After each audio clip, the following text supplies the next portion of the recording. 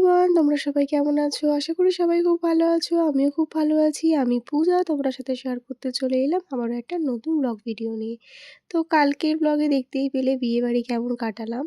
তো আজ ছিল হচ্ছে বিয়েবাড়ির পরের দিন। তো কাল যেহেতু ছিল ভ্যালেন্টাইন্স ডে, তো সেদিন কিন্তু তোমার দাদাভাইয়ের সাথে সেরকম একটা সময় কাটানো হয়নি। প্রথমত ডিউটি থেকে দেরি করে এসেছে, আর দ্বিতীয়ত বিয়েবাড়ি নিয়ে ব্যস্ত ছিলাম।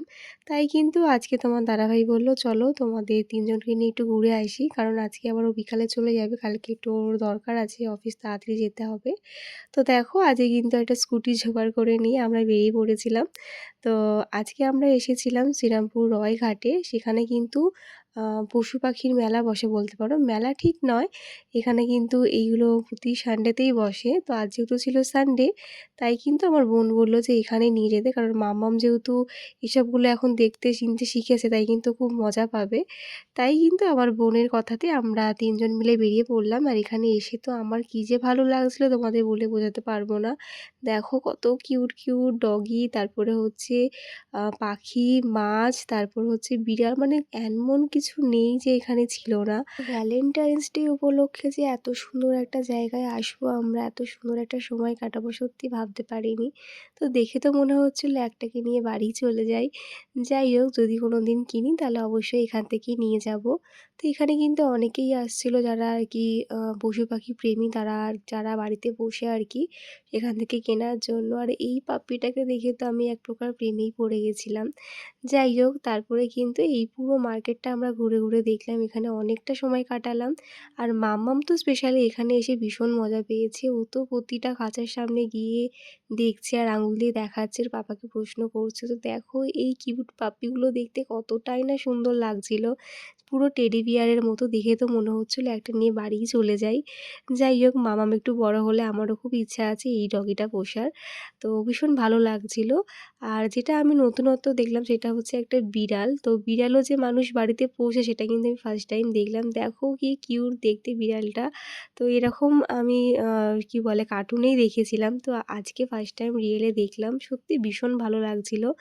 তো এত বছর ধরে এখানে থাকতাম, কিন্তু কোনো বছরই কিন্তু কোনোদিন আমি জানতাম না যে এখানে এত বড় একটা পশু পাখির হাট বসে আর কি।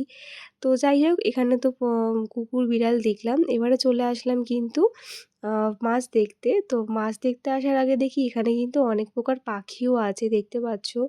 এইগুলো হচ্ছে তোমার বদ্রি পাখি, আরও অনেক রকমের পাখি, সব পাখির নাম যদিও আমি ঠিক জানি না। তো এখানে কুকুরটাই বেশি দেখছিলাম। অনেকেই কিন্তু এখান থেকে সব কিনতে আসে, নিয়ে যাচ্ছে।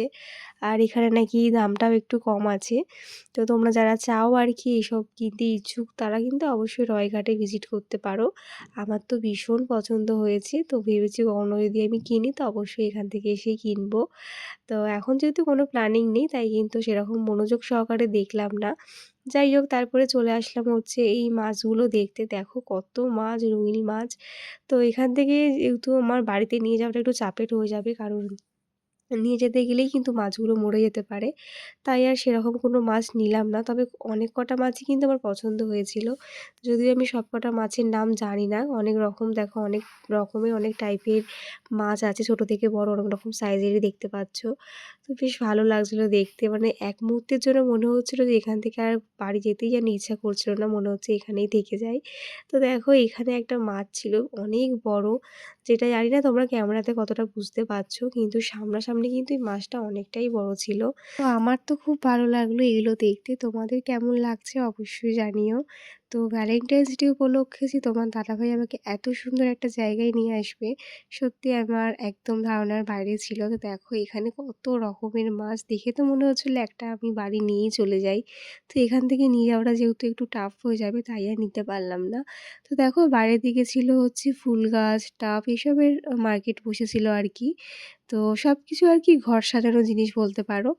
তো ওখানে তো মার্কেট-টার্কেট ঘোরা হয়ে গেল। এবারে কিন্তু আমরা একটু জামা কাপড়ের মার্কেটে যাব। অনেক দিন শ্রীরামপুর যাইনি। তো কিছু কেনাকাটা ছিল, সেগুলোর জন্যই কিন্তু মার্কেটে আসলাম।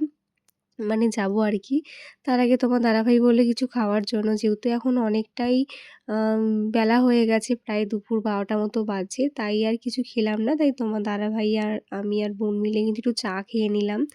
তো পরিবেশটা কিন্তু ভীষণ ভালো লাগছিল, কারণ একদম গঙ্গার ধারে এই জায়গাটা আর কি। তো এখানে তো আগে আসতাম, এখন যেহেতু শ্রীরামপুর সেরম আসাই হয় না, তাই কিন্তু খুব মিস করি এই জায়গাগুলো। তারপরে দেখো আমরা চাটা খেয়ে কিন্তু বেরিয়ে পড়লাম মার্কেটের উদ্দেশ্যে। তো সেখানে যাব, গিয়ে কিছু কেনাকাটার আছে। আর তোমার দাদাভাই বলল ভ্যালেন্টাইন্স ডে গিফটটাও আমার ডিউ ছিল, সেটা আমি পাইনি। তো সেই উপলক্ষে কিন্তু একবারে শপিং করতেও নিয়ে চলে গেল। তো দেখো এই হচ্ছে আমাদের শ্রীরামপুর মার্কেট। তো বহু যুগ পরে এখানে পা রাখলাম।